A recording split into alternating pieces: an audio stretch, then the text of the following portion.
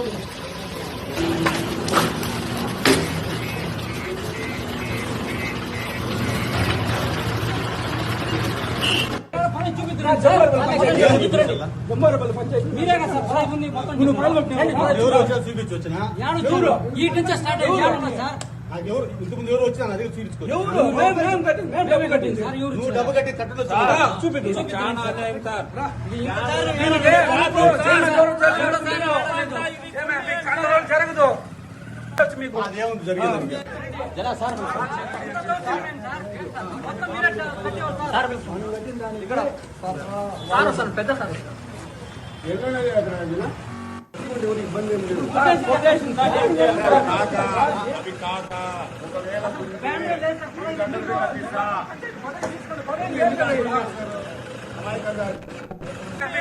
జరగదు సరేలే చెప్పిండొచ్చు మీకు అదేముంది జరిగేదానికి జరగదు సరేలే చెప్పిండొచ్చు మీకు అదేముంది జరిగేదానికి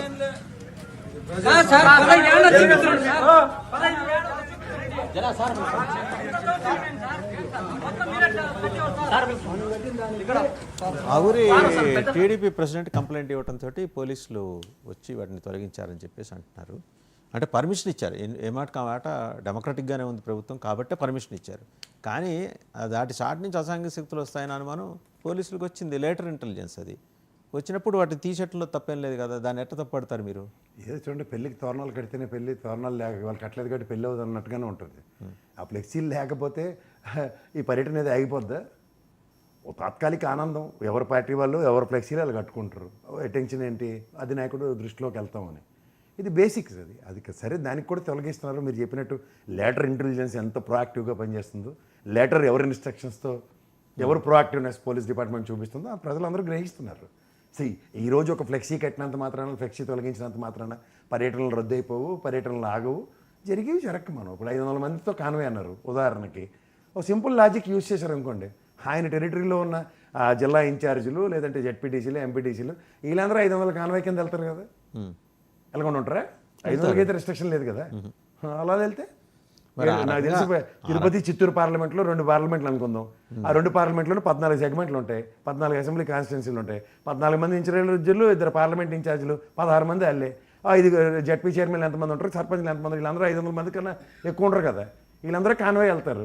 మరి వాళ్ళ సార్ చేలగట్లంబడి పడి బైకుల మీద వచ్చేవాళ్ళు ఎవరు? ప్రతిసారి వాళ్ళే కనిపిస్తున్నారు. అదే ఎందుకు వస్తున్నారు? వాళ్ళే అన్ని చోట్ల వాళ్ళే కనిపిస్తున్నారు. వాళ్ళే కనిపిస్తారంటే మీరు చెప్పినట్టు అసాంఘిక శక్తులను ఐడెంటిఫై చేయండి, అది చెప్తారు. ఐడెంటిఫై చేశారులేండి. ఏమని వాళ్ళ అసాంఘిక శక్తులనా? వాళ్ళు వచ్చి వాళ్ళు చేసిన అరుపులు కేకలతోటి విధ్వంసం సృష్టించడం ఇవన్నీ ఐడెంటిఫై అయినాయి. మీరేం వరి కావడం లేదు.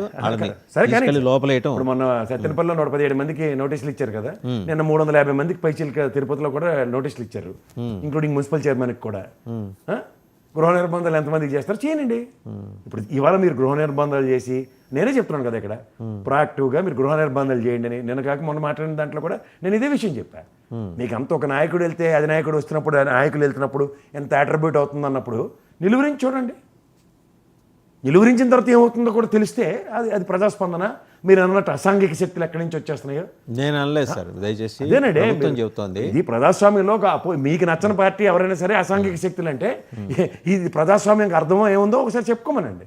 సరే, ఇంకోటి, ఇప్పుడు ట్రాక్టర్లో మామిడి పళ్ళు మామిడికాయలు వేసుకొని వస్తున్నారు, వాళ్ళందరూ కూడా ఆపేస్తున్నారు చాలా చోట్ల. ఎందుకంటే చెప్పలేం వాళ్ళు ఆ ట్రాక్టర్లో వాటి కింద ఎవరన్నా ఉన్నారేమో, ఎవరు చెప్పొచ్చారు. అందుకే సార్ రాత్రి సినిమాలు అలాంటివి చూస్తే పాల క్యాన్లో రేకులేసి కిందనే పాలు కర్రలు తరలించినట్టుగా ఊహించుకుంటే ఇలాగే ఉంటాయి.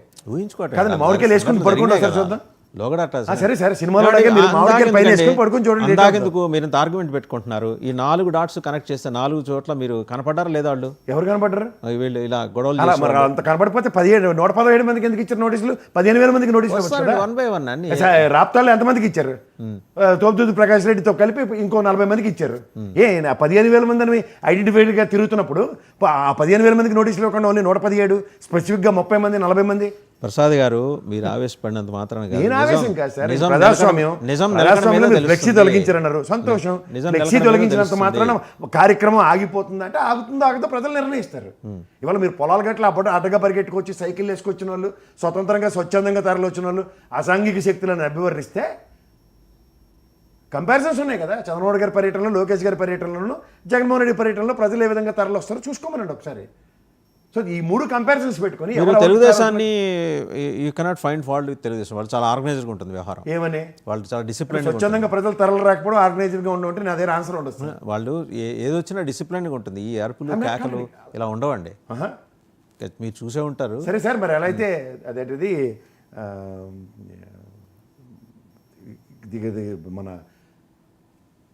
మన చిత్తూరు పర్యటనలో చంద్రబాబు గారి ప్రొవకేషన్స్ ఒకసారి మర్చిపోయారా? అంగళ్ళలో అప్పుడు ఆ ప్రజా ప్రతిస్పందన ఎలా ఉంది? మరి ఆయన కోసం స్వచ్ఛందంగా తరలి వచ్చినప్పుడు ఆ ప్రజలు ఎలా ప్రతిస్పందించారో ఒకసారి గమనించుకోండి.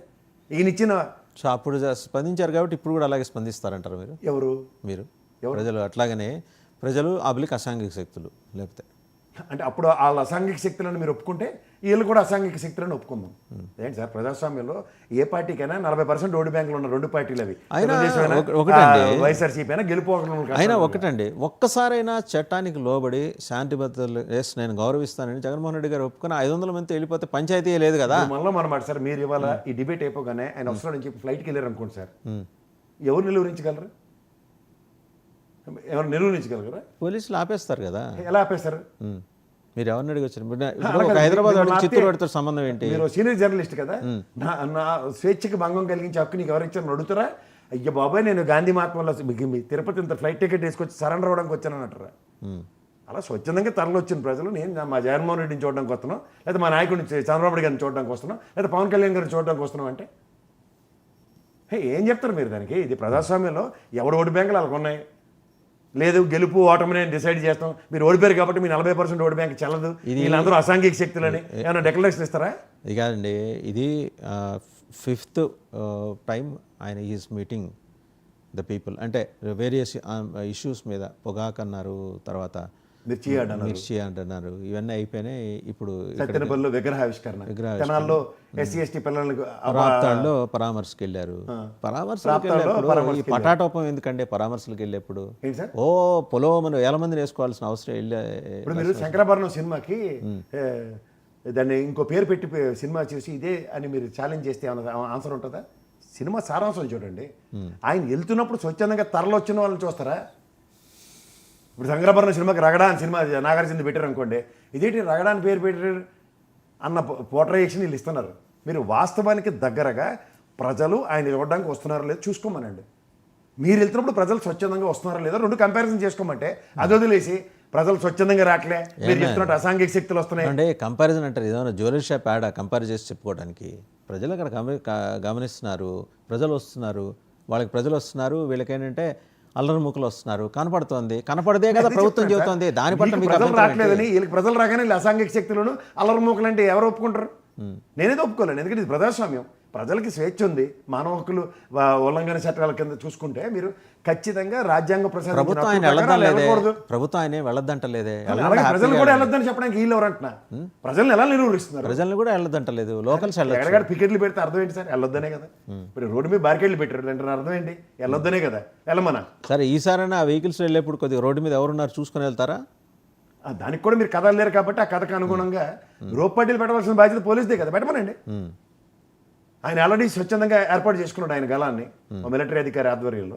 ఇది అది రెండు కోఆర్డినేషన్తో ఈ రోజు కనీసం ఇట్లాంటి అపవాదం మోసే దౌర్భాగ్యం కూడా అతను రాకుండా ఉంటుందని నేను అయితే అనుకుంటున్నాను. ఎందుకు మీకు చెప్తున్నానంటే గౌరవ హైకోర్టు ఈ అపవాదాన్ని ఏ విధంగా కూడా పరిగణలోకి తీసుకోలే. రోప్ పార్టీకి సంబంధించి ఈ రోజు విచారణ మళ్ళీ ఉందండి. అది ఇచ్చిన తర్వాత అప్పుడు మాట్లాడదాం. ఈ రోజు ఉంది. ఈ రోజు ఒక కేసుకు సంబంధించి ఇంకోటేమో 15వ తేదీన ఉంది. మళ్ళీ చూద్దాం దాని మీద ఏం మాట్లాడుతున్నారు వాళ్ళు, whether they are complying with the minister of home affairs guidelines or not అనేది కోర్టు అడిగింది. కంప్లై అయ్యేమో లేదో రాష్ట్ర ప్రభుత్వం చెబుతుంది. అప్పటిదాకా ఆగుదాం. రెండో అంశంలోకి వచ్చేప్పటికి చిత్తూరు పర్యటనకు కూడా నేను చెప్పింది అదే, let high court should give a proper direction. మీరు గమనిస్తే వినుకొండ దగ్గర నుంచి, వినుకొండలో ఎవరో ఒక వాళ్ళ కార్యకర్తని నరికిన దగ్గర నుంచి ఆయనకు రోప్ పార్టీ ఆపేశారు. అసలు మార్కెట్ యార్డ్కి వెళ్ళినప్పుడు మిర్చి దానికన్నా ముందర సంగతి నేను చెప్తున్నా, వినుకొండ సంగతి చెప్తున్నా. అప్పటి నుంచి ఆపేశారు. మరి ఏం స్పెసిఫిక్? ఎందుకంటే యాజ్ పర్ మై నాలెడ్జ్ అక్కడ మీకు Z+ అంటే 56 to 58 పర్సనల్ ఉండాలి, పోలీస్ పర్సనల్. సిఆర్పిఎఫ్ నుంచి ఇస్తారా, స్పెషల్ పార్టీ నుంచి ఇస్తారా, అది వేరే విషయం. బట్ ఆయనకు దగ్గర ఉన్నది ప్రస్తుతం 16 నుంచి 18 మంది ఉన్నారు.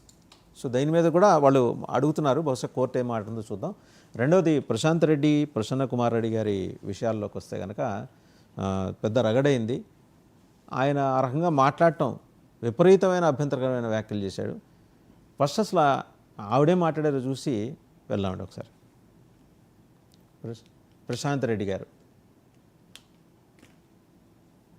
దాడి చేసే సంస్కృతి మాది కాదు, విపిఆర్ గారిది కానీ నాది కానీ.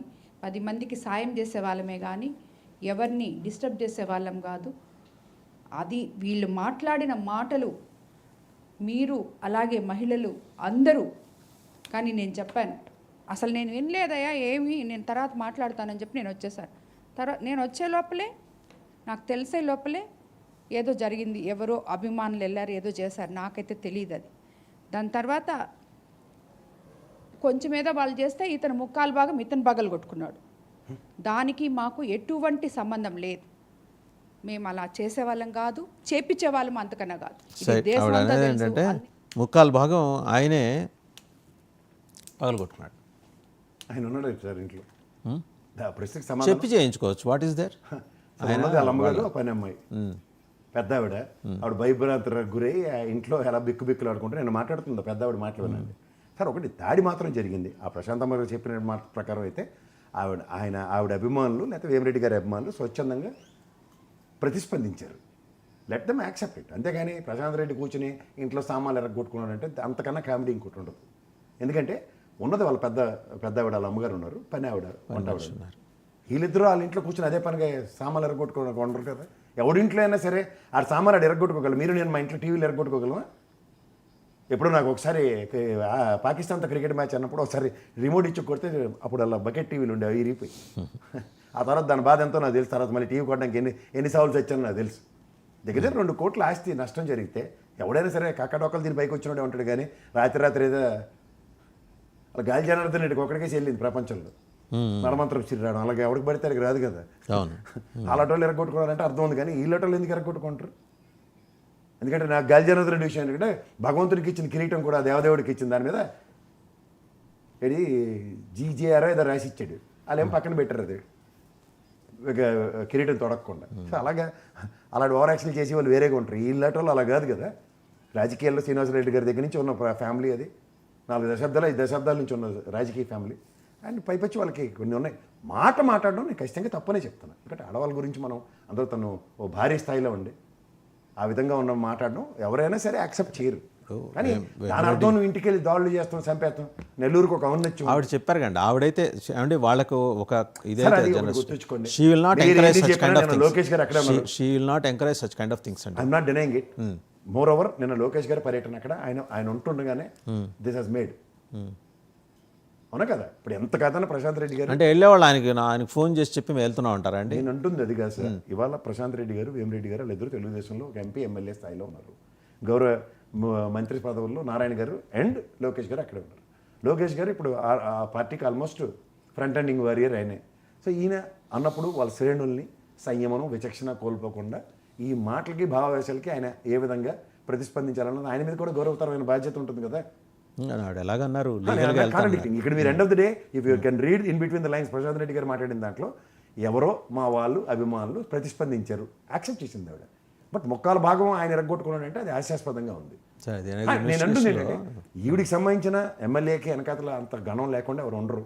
ఉన్నవాళ్ళు భావావేశానికి గురవడం కూడా నేను దాన్ని కూడా యాక్సెప్ట్ చేస్తున్నాను. కానీ యాజ్ ఇఫ్ జరిగిన తర్వాత కూడా ఇంకా దాన్ని సత్యచీరత్ని చాటుకోవడానికి అంత ప్రశాంత్ కుమార్ రెడ్డి ఇంట్లో కూర్చుని ఎరగొట్టుకున్నాడు అంటే ఖచ్చితంగా నేను ఒప్పుకోను. ఎందుకంటే ఆ ఇంట్లో ఉన్నది పెద్ద ఆవిడ, పని ఆవిడ. వీళ్ళిద్దరితోనూ పని అయిపోద్ది. అయితే ఉన్నవన్నీ ఎరగొట్టుకుంటారంటే నవ్వుతారు ఎవరన్నా. ఒకసారి ఆయన మాట్లాడింది కూడా చూద్దామండి. ప్రసన్న కుమార్ రెడ్డి గారు ఎందుకు సార్ అలాంటి చెత్తంత పైసలు నిర్మించడం. But he attend is right, not right. నేర్చుకున్నాం.